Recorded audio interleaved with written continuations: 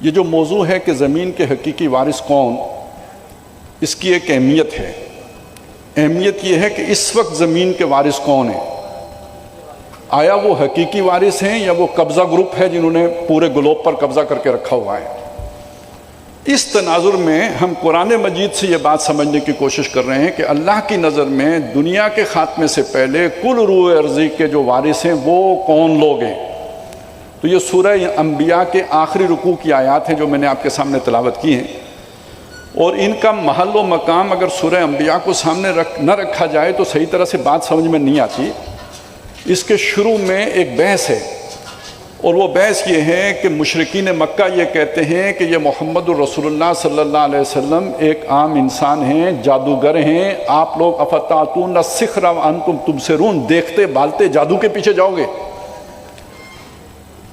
مختلف طریقے سے اس کا جواب دیا گیا، اور ایک بات یہ بھی کہی گئی کہ یہ کائنات ہم نے بے مقصد نہیں بنائی ہے، اور یہاں حق اور باطل کی ایک کشمکش ہے، اور کچھ عرصہ باطل غالب آ جاتا ہے مگر ہم باطل کو مغلوب کر دیتے ہیں اور حق کو غالب کر دیتے ہیں۔ یہ ہے بات، اسے نقطے کو سمجھیے۔ اور چونکہ اللہ کی سکیم ہے، اللہ کا منصوبہ ہے، تو اللہ کے وقت کے مطابق ہے۔ ہمارا وقت اور ہماری سکیم چھوٹی سی ہوتی ہے جی، ایک کیریئر بنانا ہے، 15 سال تک جو ہے نا یہ بنیادی تعلیم حاصل کرنی ہے، 10 سال آگے پروفیشنل تعلیم حاصل کرنی ہے، 40 سال کی عمر تک فیصلہ ہو جانا ہے کہ بندہ کامیاب آدمی ہے کہ ناکام آدمی ہے۔ ہمارا جو ٹائم فریم ہے جس میں ہم سوچتے ہیں وہ اس دوران، یہ سائیکل ہے ہمارا۔ اللہ تعالیٰ جب سوچتا ہے تو وہ کیسے سوچتا ہے؟ اس کا اپنا ایک دن ہے، وہ 1000 سال کا ہے، 50,000 سال کا ہے، وہ اس کے حساب سے سوچتا ہے۔ چنانچہ یہ بات سورہ حج میں فرمائی گئی کہ یستعجلونک بالعذاب، یہ عذاب جلدی مانگتے ہیں، وَلَن يُخْلِفَ اللَّهُ وَعْدَهُ، اللہ اپنے وعدے کے خلاف ہرگز نہیں کرتا۔ وَإِنَّ يَوْمًا عِندَ رَبِّكَ كَأَلْفِ سَنَةٍ مِّمَّا تَعُدُّونَ، فرق یہ ہے کہ تیرے رب کا ایک دن اس 1000 سال کے برابر ہوتا ہے جو تم گنتے ہو۔ عذاب آئے گا اس کے ٹائم فریم کے مطابق آئے گا، تمہیں وہ دور لگتا ہے تو علیحدہ بات ہے۔ اب اس چیز کو سامنے رکھیں تو ابھی جیسے دوست بتا رہے تھے 400 سال سے ایک دور ہے جو قرآن مجید کی اصطلاح کے مطابق باطل کا دور ہے، فساد کا دور ہے، فتنے کا دور ہے۔ تو جو لوگ جنہوں نے یہی 400 سال کی تاریخ دیکھی ہو، جدید دنیا جدید دنیا جدید دنیا، تو انہیں نہ اللہ نظر آتا ہے، نہ رسول نظر آتا ہے، نہ حق نظر آتا ہے، انہیں تو اسی دنیا کے اصول نظر آتے ہیں۔ تو قرآن مجید یہاں اس مایوسی کے عالم میں اہل ایمان کو خوشخبری دے رہا ہے کہ یہ باطل پرستی دنیا پر غالب نہیں رہیں گے بلکہ حق پرستوں کا غلبہ ہو کے رہنا ہے۔ اور چونکہ اللہ تعالیٰ نے خوشخبری دی ہے سورہ انبیاء کی آیات میں کہ ہم نے یہ بات زبور میں طے کر دی تھی کہ اس زمین کے وارث ہمارے نیکوکار بندے بنیں گے، تو آپ کو معلوم ہے کہ اگر ایمان والے متقی لوگ کسی بات پر خوش ہوں تو شیطان تو اس بات پر خوش نہیں ہوتا، اور اگر شیطان نہیں خوش ہوتا تو شیطان کے حواری بھی نہیں خوش ہوتے۔ ان تمسسکم حسنۃ تسؤہم وان تصبکم فتنۃ یفرحوا بہا، اگر تمہیں کوئی اچھائی ملے، خوشخبری ملے، وہ انہیں بری لگتی ہے، اور اگر تمہیں اللہ تعالیٰ کی طرف سے کوئی مشکل پیش آ جائے اس پر وہ اتراتے ہیں، خوش ہوتے ہیں۔ تو شیطانوں اور شیطانوں کے حواریوں کا اہل ایمان کے بارے میں یہ رویہ ہوتا ہے۔ لہذا اس آیت کے حوالے سے بہت سی غلط فہمیاں پیدا کی گئیں کہ اہل ایمان کو یہ محسوس نہ ہو کہ انہیں کوئی خوشخبری دی گئی ہے، طرح طرح کے معنی کیے گئے۔ میں اس وقت ان معنی میں نہیں جاتا، میں آپ کے سامنے اسی سورہ مبارکہ کے حوالے سے ایک جو ہے نا وہ تصریح کہہ لیجئے، وضاحت کہہ لیجئے پیش کرتا ہوں کہ یہاں دو خوشخبری دی کس کو گئی، وارث کس کو بنایا گیا؟ عبادی الصالحون، میرے نیکوکار بندے۔ پہلی بات یہ ہے کہ اللہ تعالیٰ جب عبادی کو اپنی طرف، عباد کو اپنی طرف براہ راست منسوب کرتا ہے تو یہ اللہ کے خاص بندے مراد ہوتے ہیں۔ جب عباد کو نکرہ لا کر اپنی طرف منسوب کیا جاتا ہے تو یہ عام ہر کوئی اس میں آ جائے گا۔ عباد لنا اولی باس شدید، اس میں کافر بھی آ جائیں گے، مشرک بھی آ جائیں گے۔ لیکن عبادنا جیسے رسولنا، اسی طرح عبادنا یا عباد الرحمن یا عبادی، جب اس طرح کے الفاظ قرآن مجید کا اسلوب یہ ہے تو یہ اللہ کے خاص بندوں کے لیے استعمال ہوتے ہیں۔ اللہ کے نیک بندوں کے لیے استعمال ہوتے ہیں، اللہ کے فرما بردار اور وفادار بندوں کے لیے استعمال ہوتے ہیں، ہر کسی کے لیے استعمال نہیں ہوتے۔ ایک بات تو یہ ہو گئی۔ پھر اس کے ساتھ صالحون کی صفت لگ گئی، تو صالحون کا وہی بگاڑنے والوں نے ایک مطلب یہ نکالا کہ جو سروائیول آف دا فٹسٹ کے اصول پر پورے اترتے ہوں، یعنی بقائے اصلاح، یعنی باقی وہ رہے گا جو سب سے زیادہ فٹ ہوگا۔ تو جو دنیا میں فزیکلی اسٹرانگ ہوں گے، جو میٹیریلسٹک اعتبار سے زیادہ جو ہے نا طاقتور ہوں گے، ان کی بات ہو رہی ہے۔ تو قرآن مجید کی یہ صورت بتا رہی ہے کہ صالحون کا مطلب کیا ہے، آپ اسے پڑھیں۔ وہ یہ بتا رہی ہے کہ یہ جو لوط علیہ السلام تھے یہ میرے نیکوکار بندوں میں سے تھے۔ وہ بتا رہی ہے جو ابراہیم علیہ السلام تھے یہ میرے نیکوکار بندوں میں سے تھے۔ وہ تمام انبیاء کا ذکر کرنے کے بعد ایک بات آ رہی ہے، یہ وہ لوگ ہیں، یہ اسماعیل ہیں، یہ ادریس ہیں، یہ ذوالکفل ہیں، یہ وہ ہیں کہ جو یہ پہلے کہا صابرین ہیں، من الصابرین، اور وَأَدْخَلْنَاهُمْ فِي رَحْمَتِنَا إِنَّهُمْ مِنَ الصَّالِحِينَ، ہم نے انہیں اپنی رحمت میں داخل کیا، یہ نیکوکاروں میں سے تھے۔ تو یہاں اس سورہ مبارکہ میں صالح کا لفظ بار بار آیا ہے اور انبیاء کے لیے آیا ہے کہ یہ نیکوکار لوگ ہیں۔ تو پہلی بات یہ طے ہو گئی کہ یہ فزیکلی فٹسٹ کی بات نہیں ہو رہی ہے، روحانی طور پر اللہ تعالیٰ کے جو بندے ہیں ان کا ذکر ہو رہا ہے، نیکوکار بندے، متقی بندوں کا ذکر ہو رہا ہے۔ دوسری بات کیا کہی گئی کہ ان فی ھذا لبلاغن لقوم عابدین، اس میں ایک اعلان ہے، ایک بہت بڑا اعلامیہ ہے، ایک بہت بڑی خبر ہے، کس کے لیے؟ ان لوگوں کے لیے جو عبادت گزار ہیں۔ یہ عبادت گزار کا بھی یہاں ذکر آ گیا، وَقَانُوا لَنَا عَابِدِينَ، یہ انبیاء کا ذکر کر کے کنکلوڈ اللہ نے اس پر کیا کہ یہ ہمارے عبادت گزار بندے تھے، فرما بردار، ہمارے حکم پر چلنے والے، ہمارے احکام کی پیروی کرنے والے، ہماری اطاعت کرنے والے لوگ تھے یہ۔ تو اب اس خطبے میں جو اللہ تعالیٰ استعمال کر رہے ہیں عبادت کے لفظ کو، وہ اس معنی میں کر رہے ہیں، لہٰذا یہاں اسی قوم عابدین کا ذکر ہے۔ بلکہ بہت لطیف نقطہ ہے، اس میں حضرت ایوب علیہ السلام کا ذکر آتا ہے اسی سورہ مبارکہ میں، اور آپ کو معلوم ہے انہیں جو تکلیف پہنچی تھی، اور جو مسنی ضر، اللہ مجھے تو تکلیف نے آپ پکڑا ہے۔ تو وہ جو تکلیف تھی اللہ تعالیٰ کہتے ہیں جب اس نے ہم سے مانگا فاستجبنا لہ، ہم نے اس کی پکار پر لبیک کہی، فکشفنا ما بہ من ضر، جس تکلیف میں وہ مبتلا تھے ہم نے وہ کھول دی۔ اور اس کے بعد آگے جا کے الفاظ آتے ہیں ہم نے اسے وہ رحمت سے اپنے گھر والے بھی دے دیے، اور اس میں نشانی ہے ذکرى للعابدین، یہ اس میں یاد دہانی ہے آپ عبادت گزار لوگوں کے لیے کہ ہم ان کی اس طرح مدد کرتے ہیں۔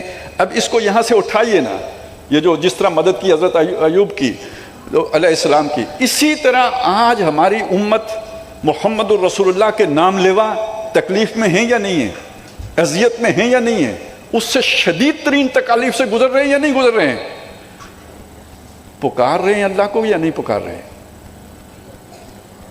مانگ رہے ہیں اللہ سے اللہ والے یا نہیں مانگ رہے، اور انہیں اندھیرا نظر آ رہا ہے تو روشنی قرآن دکھا رہا ہے نا، پرواہ مت کرو، اور بھی دورے فلک ہیں ابھی آنے والے، ناز اتنا نہ کریں ہم کو ستانے والے، کیوں پرواہ کرتے ہو، میں تمہارے ساتھ ہوں۔ یہ میں نے ساری باتیں جو قصص سنائے ہیں اس لیے سنائے ہیں کہ تمہیں یقین آ جائے کہ میں مدد کرتا ہوں، میں پکار پر لبیک کہتا ہوں۔ میرا خیال ہے 4 یا 5 مرتبہ ہے فاستجبنا لہ فاستجبنا لہم، وہ جنہوں نے ہم سے مانگا ہم نے ان کی پکار پر لبیک کہا۔ پھر ان کی ایک وصف یہ بھی بیان کیا کہ انہم کانوا یسارعون فی الخیرات، وہ نیکوکاریوں میں ایک دوسرے پر سبقت لے جاتے تھے، وہ یدعوننا رغبا ورہبا، ہمیں پکارتے تھے رغبت سے بھی اور خوف سے بھی، امید سے بھی ڈر سے بھی۔ تو یہ جو عبادیت صالحون ہیں یہ ہیں کہ جو اللہ سے مانگتے ہیں، اللہ سے جڑتے ہیں، اور اللہ سے سوء ظن نہیں رکھتے کہ وہ مدد نہیں کرے گا، اس سے امید رکھتے ہیں کہ وہ مدد کرے گا۔ یہ عبادیت صالحون ہیں، ان کے بارے میں اللہ نے خوشخبری دی ہے کہ ان کو اللہ تعالیٰ زمین کا وارث بنائے گا۔ عبادیت صالحون وَلَقَدْ كَتَبْنَا فِي الذِّكْرِ مِن بَعْدِ الْأَرْضِ وَلَقَدْ كَتَبْنَا مِن بَعْدِ الذِّكْرِ فِي الزُّبُورِ وَلَقَدْ كَتَبْنَا فِي الزُّبُورِ مِن بَعْدِ الذِّكْرِ أَنَّ الْأَرْضَ يَرِثُهَا عِبَادِيَ الصَّالِحُونَ إِنَّ فِي هَذَا لَبَلَاغًا لِقَوْمٍ عَابِدِينَ۔ اور آخری بات بہت واضح کر دیا اس نے وما ارسلناک الا رحمۃ للعالمین، اے نبی ہم نے آپ کو سارے جہان والوں کے لیے رحمت بنا کر بھیجا ہے۔ کیا مطلب ہے اس بات کا؟ ایک رحمت وہ ہے جو آخرت میں ظاہر ہوگی، لوگ دوزخ میں گر رہے ہوں گے، محمد الرسول اللہ صلی اللہ علیہ وسلم کے نام لیوا نجات پا رہے ہوں گے، آپ کے پیروکار، آپ کی پیروی کرنے والے، اتباع کرنے والے، ان کو فرشتے جو ہے نا ریسیو کرنے کے لیے آ رہے ہوں گے، ایک وہ ہے۔ لیکن ایک دنیا میں بھی آپ رحمت بنا کے بھیجے گئے ہیں، انسانیت ظلم و ستم کا شکار ہوگی۔ ابھی میں نے صرف امت مسلمہ کی بات کی ہے، آپ کیا سمجھیں نوع انسانی آزاد ہے؟ دنیا میں چند شیطانوں نے سارے انسانوں کو غلام بنا کے رکھا ہوا ہے۔ اور دوسری بات نوٹ کیجئے، جو تھوڑی بہت آزادی دی ہوئی ہے، یہ بھی در حقیقت وہ تعلیمات جو محمد رسول اللہ صلی اللہ علیہ وسلم کی تھی، ان کے جو اثرات ویسٹ میں پہنچے تھے، اس کے نتیجے میں مجبوراً یہ تھوڑے بہت حقوق دیے تھے، خوشی سے نہیں دیے تھے، شیطان نے مجبور ہو کے دیے تھے، نہیں تو وہ تو خوش ہوتے ہیں جبر پر، غلام بنانے پر، بیڑیاں ڈالنے پر، جکڑ کر رکھنے پر، جسے آج کل کہتے ہیں فیشزم۔ وہ بادشاہوں کا ہوتا تھا، اب وہ جبر جو ہے ریاستوں کا ہو گیا ہے، لیکن یہ کہ طریقہ واردات تبدیل کیا گیا ہے، اب انسینٹیو دیا جاتا ہے، اب جو ہے نا خوشکن وہ پیکج دیا جاتا ہے، بنایا غلامی جاتا ہے، چلایا اپنے ہی رستے پہ جاتا ہے۔ بیڑیاں اور توق بدل گئے ہیں لیکن کام نہیں بدلے ہیں۔ پہلے مجبور ہو کے انسان غلامی کرتا تھا، اب اپنی خوشی سے کرتا ہے۔ پہلے برانڈ جو ہے نا اس کے اوپر جو ہے نا لگایا جاتا تھا، داغا جاتا تھا، اب وہ خوشی سے گلے میں ڈالتا ہے، میں تو فلاں ملٹی نیشنل کمپنی کا کیا ہوں، ملازم ہوں چلیں، لیکن یہ کہ حقیقت میں کیا ہوں، مجبور ہوں، غلام ہوں اس کا۔ تو یہ بھی کیوں کیا تھا، یہ انسینٹیو کیوں دیا تھا؟ وہ انسان ذرا کچھ باشعور ہو گیا تھا، جب سے آدم ہوا ہے خود شناس و خود نگر، اس وجہ سے کیا تھا۔ لیکن اب آپ کدھر جا رہے ہیں؟ ہم یہ جو بدلتی دنیا ہے اس کا مطلب سمجھیں، یہ جو ایک نظام بنایا گیا تھا یہ اب ٹوٹ رہا ہے۔ یہ میں نہیں کہہ رہا، دنیا کہہ رہی ہے۔ ایک پاور کے بارے میں کہا جا رہا ہے کہ وہ اب اس کا ڈاؤن فال ہے، ختم ہو رہی ہے، اور ایک اور طاقت ہے جس کے بارے میں یہ کہا جا رہا ہے کہ وہ ایمرجنگ پاور ہے، وہ اب عروج پا رہی ہے، 2030 تک اس کا غلبہ ہوگا۔ فرق کیا ہے؟ دین کے اعتبار سے دیکھیں گے کوئی فرق نہیں ہے، وہی مادہ پرستی ادھر بھی تھی، وہی مادہ پرستی ادھر بھی ہے۔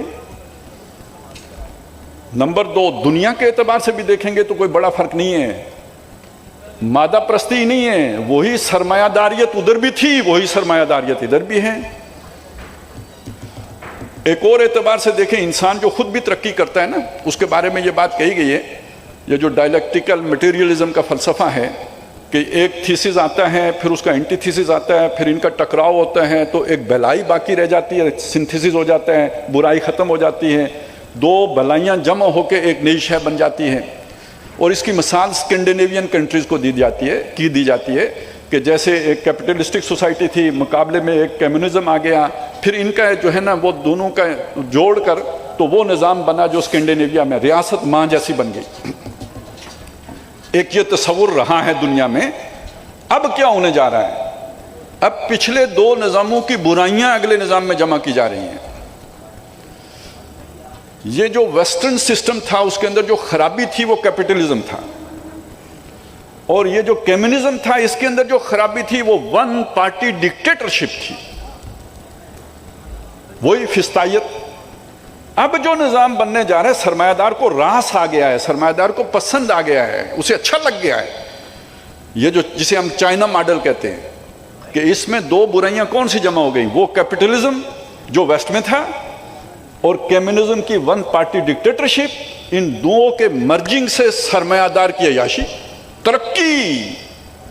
یہ ویسٹ نے اگر چائنا کے لیے سپیس کریٹ کی ہے تو اس لیے کیے ہیں کہ سرمایہ دار کے لیے تو یہ بہت بڑا جو ہے نا ایک بہشت ہے، اس کا جنت ہے، یہ جو سسٹم ہے کہ جس کے اندر کماؤ ہی کماؤ اور نقصان کا کوئی خطرہ نہیں، اور حقوق کا کوئی تصور نہیں، کوئی ہڑتال نہیں فیکٹری میں، کوئی مزدوروں کی یونین نہیں، کوئی اپنے حقوق کے لیے جدوجہد نہیں، جو ہلا نہیں تو وہ پار ہوا نہیں۔ کہتے ہیں نا جی ذرا سی بات پر سزائے موت، تو یہ سزائے موت کا تصور اگر کہیں ریاست لے کے چل پڑے تو اس کا مطلب اس سے بڑی غلامی کون سی ہوگی؟ اور ایڈ کر لیں کیا ٹیکنالوجی، آرٹیفیشل ٹیکنالوجی پلس اس میں شامل کر لیجئے ڈی این اے انجینئرنگ، ان دو کے ملاپ سے تو اپنی مرضی کا انسان بنایا جا سکتا ہے۔ اب آپ سوچیں یہ منصوبہ اگر کامیاب ہو جاتا ہے تو کیا دنیا میں عدل آئے گا یا ظلم؟ نمبر ایک، جس منصوبے کے تحت اللہ نے کائنات بنائی ہے اس کے لیے کوئی گنجائش باقی رہے گی؟ یہ غلام اللہ کی عبادت کیسے کر سکتے ہیں؟ تو یہ بات اس بنیاد پر میں آپ کے سامنے عرض کر رہا ہوں کہ یہ ناممکن ہے کہ اللہ کے منصوبے کے خلاف کوئی اتنا بڑا منصوبہ کامیاب ہو جائے۔ میں یہ دعویٰ کر سکتا ہوں کہ یہ منصوبہ کامیاب نہیں ہوگا۔ ہوگا کیا کہ جو موجود نظام ہے اس کو گرانے والی ایک طاقت اٹھے گی، وہ اسے گرا دے گی۔ جب وہ اپنا تعمیر کرنا چاہے گی تو ہوگا نہیں، کوئی تیسری پاور آ جائے گی، اور وہ تیسری پاور کون سی ہو سکتی ہے؟ وہ اسلام کی طاقت ہوگی۔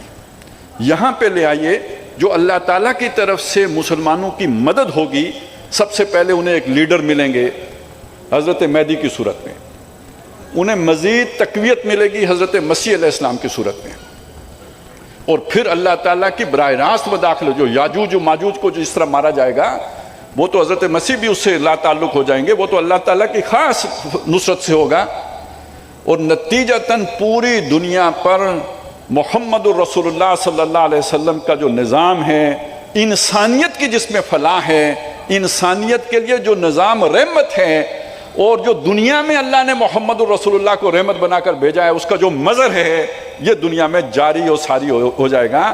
اس کی خبریں ہیں کہ جو احادیث میں آئی ہیں، یہ جو مجھ سے پہلے عاصم بٹی صاحب جو مضمون پیش کر رہے تھے، تو اس میں ایک آپ کے سامنے یہ بات عرض کرنے کی جسارت کر رہا ہوں کہ ڈاکٹر صاحب نے اس مضمون پر نوید خلافت کے عنوان سے کئی خطابات کیے ہوئے ہیں۔ اس میں سب سے پہلے قرآن مجید کے صغرا کبرا سے وہ یہ نتیجہ نکالتے تھے کہ آج دنیا پر اللہ کا نظام غالب ہوگا۔ میں نے جو بات آپ کے سامنے عرض کی ہے، میں نے صغرا کبرا سے نہیں عرض کی ہے، قرآن مجید کی نص سے عرض کی ہے۔ وَلَقَدْ كَتَبْنَا فِي الزَّبُورِ مِن بَعْدِ ذِكْرِ أَنَّ الْأَرْضَ يَرِثُهَا عِبَادِيَ الصَّالِحُونَ، یہ ذرا تھوڑا سا اس مضمون میں اضافہ ہو گیا ہے، ہم نے ایک درجہ آگے جا کر بات کی ہے۔ باقی حدیثیں وہ ہیں جو آپ کو عاصم بٹی صاحب نے سنائی ہیں کہ کل روئے ارضی پر اللہ کا دین، جن کا خلاصہ یہ ہے کل روئے ارضی پر اللہ کا دین غالب ہوگا۔ ساری زمین لپیٹ کے دکھائی، اس لیے کہ ساری زمین کے لیے رسول بنا کے بھیجا، تو جس ساری گلوب کے لیے رسول بنا کے بھیجا وہ دکھایا بھی کہ یہ وہ نقشہ ہے جس پر آپ نے یہ کام کرنا ہے۔ اس کا ایک پہلا حصہ ہوگا جو آپ کے ہاتھوں مکمل ہوگا، لیکن کل گلوب پر نہیں ہوگا۔ لیکن اس دنیا کے خاتمے سے پہلے کل گلوب پر بھی آپ کی لائی ہوئی تعلیمات نے چھا جانا ہے، غالب آنا ہے، اور یہاں تک غالب آنا ہے گلوب پر۔ یہ تو ایک تو گلوب ظاہر کر دیا، دوسرا یہ بتا دیا اس زمین کی پشت پر کوئی گھر باقی نہیں بچے گا، کچا ہو یا پکا ہو، بلکہ اونٹ کے بالوں کا بنا ہوا خیمہ ہی کیوں نہ ہو، مگر اس میں اللہ اسلام کے کلمے کو داخل کر کے چھوڑے گا۔ اور آخری بات یہ بھی ہوگا کب؟ آخری دور میں جا کے ہوگا، کیونکہ پہلا دور نبوت کا بتایا، دوسرا خلافت علی منہاج النبوہ کا بتایا، تیسرا ملکن آذن یعنی ظالم بادشاہی کا بتایا جو مسلمانوں ہی کی ہوگی، چوتھا مجبوری کی بادشاہی کا بتایا، یہ جو عالمی غلبہ کفر کا ہو گیا اور مسلمان مغلوب ہو گئے، پہلے عسکری طور پر سیاسی طور پر مغلوب ہوئے، اور جب سیاسی غلبہ ہٹا تو معاشی طور پر مغلوب بنا کے رکھ لیے گئے۔ یہ ورلڈ بینک ہے، یہ IMF ہے، یہ جکڑ بندیاں ہیں، یہ پالیسیاں اس طرح ڈکٹیٹ ہوتی ہیں، اور ایک وقت آئے گا پھر یہ بھی ختم ہوگا، مجبوری کا دور بھی، اور پھر دوبارہ پانچواں دور جو ہے وہ ملک خلافت علی منہاج النبوہ کا آئے گا۔ گویا اس دور کی دہلیز پر ہم پہنچ چکے ہیں۔ پہلے دور گزر چکے، نبوت کا دور گزر چکا، خلافت علی منہاج النبوہ کا دور گزر چکا، ظالم بادشاہت کا دور گزر چکا، مجبوری کے دور سے گزر رہے ہیں، اور وہ آخری سانسیں لے رہا ہے۔ دنیا کہہ رہی ہے کہ یہ جمہوریت کا اب چلن جو ہے نا وہ چل چلاؤ ہے، اکیڈمیز میں جو ہے ڈسکشن ہو رہی ہے، اکیڈمیا میں زیر بحث ہے، اور خطرہ محسوس ہو رہا ہے کہ ڈکٹیٹرشپ آ رہی ہے، ویسٹ میں بھی خطرہ محسوس ہو رہا ہے۔ اور جس طرح کی یہ لیڈر ہیں جیسے ٹرمپ صاحب ہیں، یا اسی طرح سے ملتے جلتے اور لیڈر بھی ویسٹ میں موجود ہیں، اور ان کے لیے پیچھے بہت بڑے فالوورز بھی ہیں، جیسے دنیا کی سب سے بڑی جمہوریت ہے انڈیا، اور وہاں مودی صاحب ہوتے ہیں جن کے پیچھے RSS کھڑی ہے، یہ سارے ڈکٹیٹر ہیں اصلیت اور انسانیت کے دشمن ہیں یہ سب، ان کے اندر کوئی انسانی جو ہے نا وہ اوصاف ہی نہیں ہے، بے رحم ظالم ہے۔ آپ کو پتہ ہے مودی کے بارے میں کیا کہا جاتا تھا؟ بچر آف گجرات، کسائی ہے، ظالم ہے۔ امریکہ میں داخلے پر پابندی تھی اس کے، لیکن یہ کہ اسی جیسا جب وہاں پہ آئے گا تو پھر تو جفا بھی لگے گا، 56 انچ کی سینہ دوسرے 56 انچ کے ساتھ ٹکرائے گا، تو یہ جو عام ملیں گے وہ سینہ جو ہے نا وہ خبیث، ہم دوسرے خبیث کے ساتھ تو وہ مل چکے۔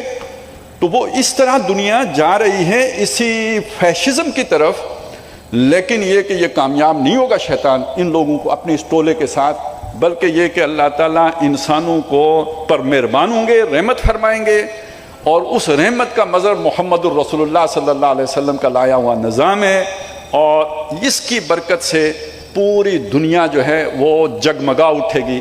یہ وہ پیغام ہے جو اقبال نے دیا۔ اقبال کی بات کی تھی انہوں نے، آسماں ہوگا سحر کے نور سے آئینہ پوش، اور ظلمت رات کی سیما پا ہو جائے گی، پھر دلوں کو یاد آ جائے گا پیغام سجود۔ آج کیا دل کو یاد ہے؟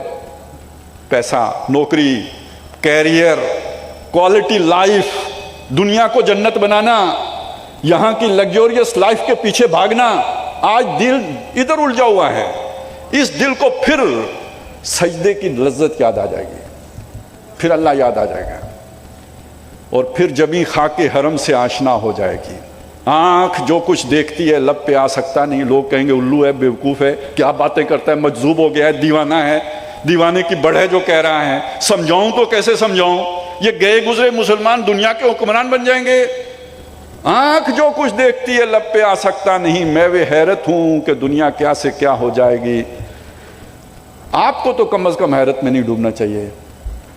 مئی 2025 سے پہلے پاکستان کی دنیا کیا تھی، اور 10 مئی کے بعد پاکستان کی دنیا کیا ہو گئی ہے، اسی سے فرق۔ اللہ کے لیے بدلنا کیا مشکل ہے۔ وہ لوگ تو اب کہتے ہیں کہ جو ہے نا وہ جز وقتی صدر امریکہ، کل وقتی سفیر پاکستان۔ 7 جہاز گر گئے، 8 جہاز گر گئے، 8 گر گئے، 7 گر گئے، 7 گر گئے، 8 گر گئے، اس کی گردانی نہیں ختم ہو رہی۔ وہ میئر کو ضیافت پہ بلاتا ہے، وہاں بھی ذکر کرتے ہیں، آپ کو پتہ ہے پاکستان نے انڈیا کے 8 جہاز گرائے۔ یہ تو وہ ہم نے ایک چودھری صاحب کا لطیفہ سنا تھا کہ ان کو پاجامہ کہیں میراثی کا پہننا پڑ گیا، تو وہ جدھر جاتے تھے کہتے یہ پاجامہ میرا ہے۔ چودھری نے ڈانٹا، انہوں نے کہا یہ پاجامہ بھی ان کا ہے۔ انہوں نے کہا پاجامے کا ذکر نہیں کرنا۔ اس نے اگلی دفعہ کہا پاجامے کا ذکر ہی کوئی نہیں۔ تو وہ مسئلہ چھیڑا ہوا ہے۔ ٹرمپ صاحب نے 7 جہاز 8 جہاز میں بھی مور، یہ بھی اس نے تھوڑا تڑکا لگا دیا ہے کہ ہوشیار رہو، زیادہ بھی ہو سکتے ہیں، وہ ابھی ہم گنتی گن رہے ہیں، 8 تو ہیں، پکے ہو گئے۔ تو آپ اندازہ لگائیں یہ پاکستان کی پوزیشن بنتی جا رہی ہے۔ اہل پاکستان کو ابھی شعور نہیں ہے کہ یہ اللہ تعالیٰ ہمیں کیوں اٹھا رہا ہے۔ ہم اصل میں یہ شعور دلانا چاہتے ہیں، آپ سے اللہ نے کوئی کام لینا ہے جس کے لیے اٹھا رہا ہے۔ موسیٰ علیہ السلام کو تو نہیں پتا تھا نا یہ بچے کو فرعون کے دربار میں کیوں پالا جا رہا ہے، پوسا جا رہا ہے۔ اس کے چہرے پہ القیت علیک محبت منی کس نے ڈالی تھی؟ اللہ نے ڈال دی تھی۔ وہ سب کے لیے دلارا ہو گیا تھا۔ مختلف ممالک آج کہتے ہیں یار یہ چائنا کے ساتھ بھی چل رہے ہیں، امریکہ کے ساتھ بھی چل رہے ہیں۔ یہ آپ کیا سمجھتے ہیں یہ پاکستانی حکمرانوں کی حکمت ہے؟ یہ شہباز شریف صاحب کے بس کی بات ہے یا کسی اور کے بس کی بات ہے؟ یہ جس کے بس کی بات ہے وہ کر رہا ہے، اور جن کو نہیں سمجھ آ رہے انہیں جتنی جلدی سمجھ آ جائے اتنا اچھا ہے۔ یہ اس کی عنایات ہیں، اور یہ عنایات کیوں ہیں یہ بہت جلد لوگوں کے سامنے آ جائے گا۔ جس مقصد کے لیے یہ ملک بنا تھا یہ اسی طرف جائے گا۔ یہ نظام مصطفیٰ کے لیے بنے تھا، یہ نظام مصطفیٰ کی طرف جائے گا، اور یہ پوری دنیا کے لیے روشنی بنے گا۔ آغاز یہاں سے ہوگا۔ میرے عرب کو آئی ٹھنڈی ہوا جہاں سے، میرا وطن وہی ہے، میرا وطن وہی ہے۔ وہ جو مایوس لوگ ہیں وہ اس حدیث کے حوالے سے بھی کہتے ہیں جس سے اقبال نے یہ اخذ کر کے مضمون بیان کیا، ضعیف ہے، وہ بابا ضعیف ہے نا، سند ہی کمزور ہے، اب حالات اگر وہاں پہ لے آئے ہیں اب بھی کہو گے ضعیف ہے۔ میں کہتا ہوں یار عجیب بندے ہیں۔ فرض کریں یہ حدیث ضعیف ہو کہ سورج مغرب سے نکلے گا، فرض کریں ضعیف ہو، سند کے اعتبار سے ضعیف ہو، کل نکل آئے، میں کہوں جی سورج مغرب سے نکل آیا، حدیث سچی ہو گئی، بندہ کھڑا ہو کے کہے نہیں حدیث تو ضعیف ہے۔ یہ اللہ نے کیا عقل دی ہے، ایسے بھی لوگ ہیں۔ اب یہ ساری دنیا کے حالات دیکھ کر، پاکستان کے ساتھ جو اللہ کا خصوصی فضل ہے وہ دیکھ کر، پھر بھی اگر بندے کو نہ سمجھ آئے تو وہ جی حدیث تو ضعیف ہے، تو بھائی چلیں تھوڑی دیر اور انتظار کر لیں، آنکھ آپ کی بھی کھل جائے گی، ابھی نہیں کھل رہی تو تھوڑے دنوں کے بعد کھل جائے گی۔ لیکن یہ کہ اللہ نے اس ملک پر بہت نوازشیں کی ہیں، ایٹمی طاقت دی ہے، عسکری طاقت دی ہے، میزائل ٹیکنالوجی دی ہے، اور اب وہ مقام بھی دینا شروع ہو گیا ہے کہ جس کا آخری سرا اس دروازے پہ کھلتا ہے جو محمد رسول اللہ صلی اللہ علیہ وسلم کو پورے دنیا کا امام بنانے والا ہے۔ اور یہ بات اگر مجھے اور آپ کو سمجھ آ رہی ہے تو پھر ہم نے سمجھنے کے ساتھ اس کے مطابق عبادیت صالحون کے تقاضے پورے کرنے ہیں۔ اصل بات یہ ہے وہ کریں گے ہماری نجات ہے، نہیں کریں گے تو اب میری یہ ذرا تھوڑی سی بات ٹیڑھی ہے، نہیں کریں گے تو اللہ تعالیٰ نے مودی کو طاقت نہ کرنے والوں کے لیے دی ہوئی ہے۔ اللہ تعالیٰ نے یہ دنیا پہ جو فاشسٹ مسلط کیے ہیں نا، یہ جو اب بھی نہیں کریں گے ان کے لیے اللہ نے رکھے ہوئے ہیں۔ اس دور میں سب مٹ جائیں گے، ہاں باقی وہ رہ جائے گا جو قائم اپنی راہ پہ ہیں اور پکا اپنی ہٹ کا ہے۔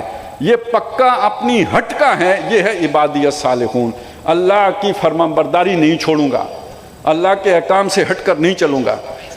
یہ وہ چیز ہے کہ جس کی اس وقت مجھے اور آپ کو ضرورت ہے، خود عمل کرنے کی اور اپنے مسلمان بھائیوں اور خاص طور پر مسلمانان پاکستان کو سمجھانے کی۔ اللہ ہمیں توفیق دے کہ ہم اس پر کام کریں، محنت کریں اور اس جدوجہد کو تیز سے تیز تر کریں۔ اقول قولی ھذا واستغفر اللہ لی ولکم ولسائر المسلمین والمسلمات۔